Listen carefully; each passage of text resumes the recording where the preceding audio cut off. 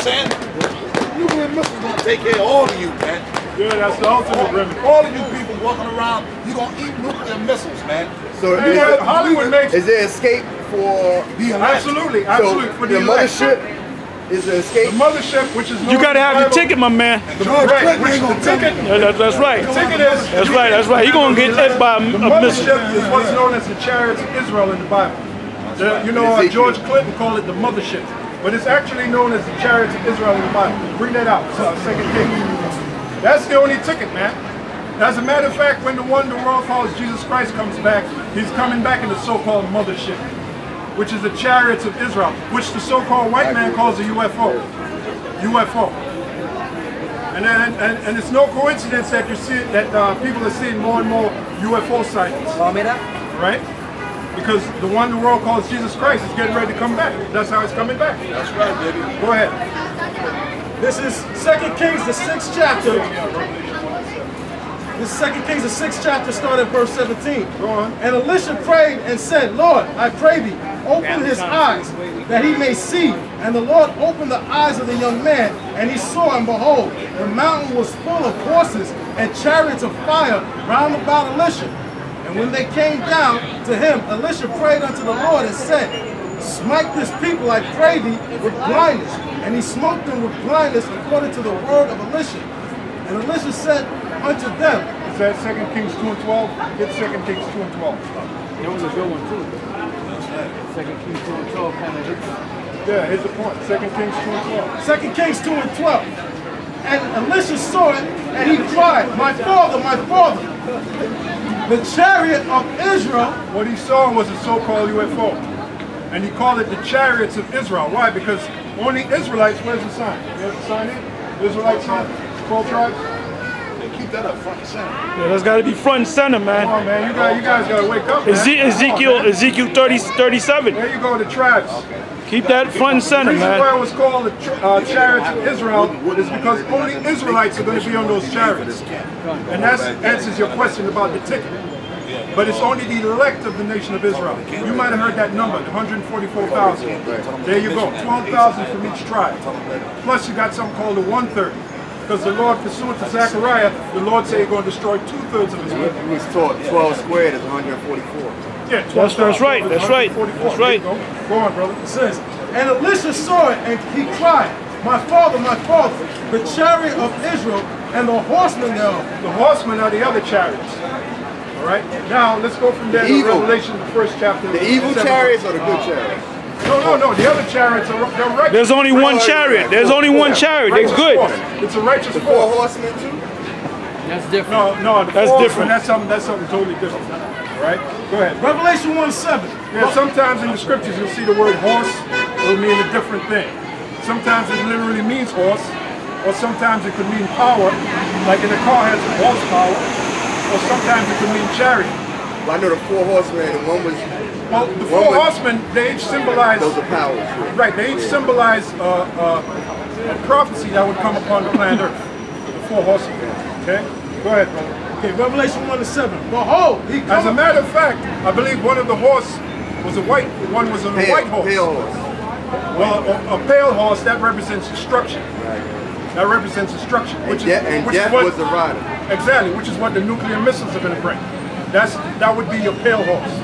All right, go ahead. It says, behold, he cometh with clouds, and every eye shall see him. Again, those clouds is talking about the chariots. Give me the book of Psalms 104:3 to prove that point. Psalms 104:3. Go on. Who laid the beams of the chambers in the waters. It's talking about the power of the Heavenly Father. Go on. Who maketh the clouds his chariots. Who maketh the clouds his chariot. All right, so sometimes in the scriptures when you see the word clouds, it's talking about the chariots of the Heavenly Father. All right? Bring it out. All right, this is Acts chapter 2, and start at 9. Now this is talking about Jesus Christ. Yeah, that's a good one. Go on, bring that out. It says, and when he had spoken these things, while they beheld, he was taken up. And it's taken up, meaning, like in the movie Star Trek, when they get the saying, beam me up, Scotty. Our Lord was literally taken up into the skies by that chariot. Go ahead, brother. He was taken up in a cloud received him out of their sight. It wasn't talking about a little cow. It was talking about a chariot. Took him up. Go on. And while they looked steadfastly toward heaven as he went up, Go on. behold, two men stood by them in white apparel. Those two men were angels. With them it's talking about was the disciples, his disciples, which became apostles. Which the word apostle means sent away. Right? Go on. Which also said, ye men of Galilee, why stand ye gazing up into heaven? Right. Why are you standing gazing up into the heavens? Go on. This same Yahushua, which is taken up from you into heaven, Right? shall so come in like manner as ye have seen him go up. So that's a clue how the Lord is coming back. Now, do you know the majority of the world don't even know how the Lord is coming back? Right. All right? That's how he's coming back, the same way he left. Say it again. Read it again. Read it again. It says, which also said, ye men of Galilee, why stand ye gazing up into heaven? Right, they were gazing up into the heavens because they saw the Lord taken up into that chariot. Go on. It says, why stand ye gazing up into heaven? Go on. This same Yahushua, The same Lord, this same Lord, go on, which is taken up from you into heaven, which is taken up into heaven. And by the way, the elect of the nation of Israel, that's how they're going to be delivered. That's that ticket you were talking about. They're going to be taken up from those nuclear missiles. Because when the nuclear missiles hit, it's going to create a wall of fire, a lake of fire. So for you to be saved from that, you have to be taken up. All right? Go on, brother. it says, which ye have seen is taken up from you into heaven, Go on. shall so come in like manner That's how he's coming back. Go on. as ye have seen him go into heaven. Now let's go to the prophecy now, Isaiah. Isaiah, the 63rd chapter. We're going to build more on how the Lord is coming back. And by the way, when the Lord comes back, he's coming back for salvation, but he's also coming back for destruction. So that's a perfect balance.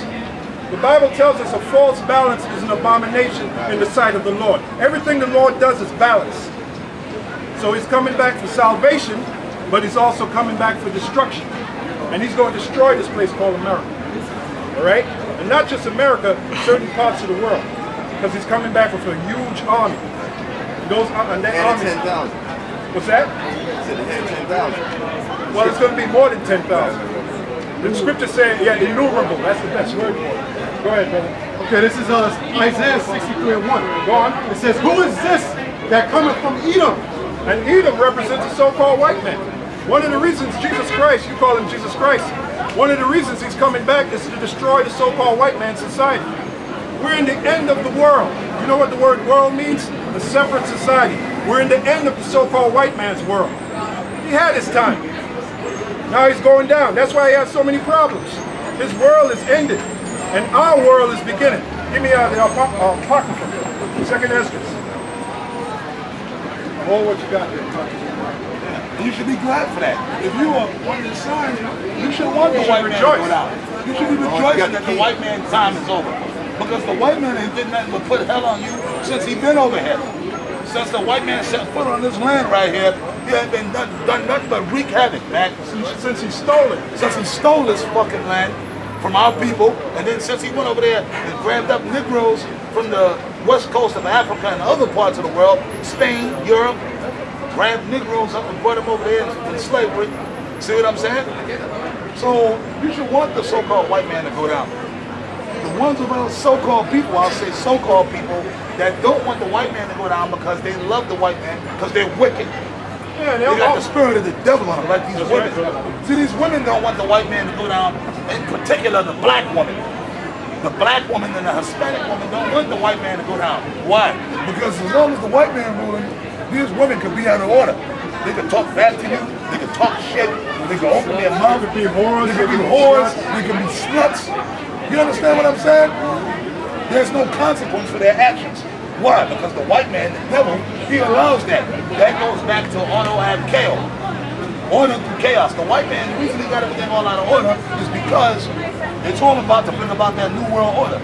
Create chaos and let things get so out of control and chaotic that they have to come with a solution of order to implement their new world order. That's the main reason why these women are out of order. The solution of order is trying to bring you back into slavery. That's right. The so-called white man wants to try to put you back into slavery. That's what the New World Order is all about. That's right. Okay? So if you didn't know, now you know. Right? Go ahead. Second Ezra chapter That's 6. why his world got to come to an end. It got to come to an end. This so-called white man, he's a madman. He's destroying food. He got you eating chemicals for food. How about that? That's why you can't take a good shit, man. Because there's no fiber in the food. Food is supposed to have fiber in it so you can pass it. This so-called white man is taking fiber out of your food. That's why you got huge guts. That's right. Because you're not digesting properly. The body, the Most High created, he didn't. It's not created to work on chemicals. It's created to work on natural food. And when you take vitamins, Now you can blame the so-called white man for that. because the guy I see little kids. Yeah, exactly, bro. You see, body works with nature. You see little kids with guts. Little kids. Now when you're a little kid, you ain't supposed to have a little gut. Maybe when you like, I say 3 or 4, you have the little baby fat on you. But then when you hit like 7, you know, you lean out, you grow out of that shit. I see little kids, these little teenagers with guts. Hey, look, it's not gonna happen in my lifetime, maybe 2 generations. No, it's gonna happen now, brother. We believe it's based upon faith. Right. We believe it's gonna. Man, come on, this world ain't got. See, you know what, brother? Your mind is not woken up. Yeah. You gotta wake your mind up, man. Yeah. You know, like Neo. But they say nobody knows. Yeah, but you know what? You like Neo, man. You don't know what's going on. You don't know what's going on, man. Fully awake, man. You know, you see what's going on around the world, man. Yeah, come on. You know, and besides, but I mean, besides, when you teach let me say this. other people, right? Well, let me say this to you. That's in their mindset. A lot of them like, no. Well, let me say this to happen you. now. The Bible says to hasten the time. The mindset you're supposed to have is for the time to be hastened. Right. Let's bring out that scripture. Hasten the time. When I talk to people that... Hold on, just listen to the scripture, man. Yo, just listen to the scripture. That's why you're up there, right? All right, so... See, let me say this. You get this if you are a part of the elect. Right. If you're not part of the elect, when you go home, you're going to forget about it. You know? And if you're not of the elect, you're not going to make it. That's right. Go ahead, brother. 2 Peter 3:11. Go on. Seeing that all these things shall be dissolved, what manner of person you ought to be. You know what this dissolve is talking about? The nuclear destruction. Now we're just seconds away from a major nuclear destruction. Things are heating up between Iran, Russia, and America. All right? So we're closer to nuclear war than ever before. All right? Those that research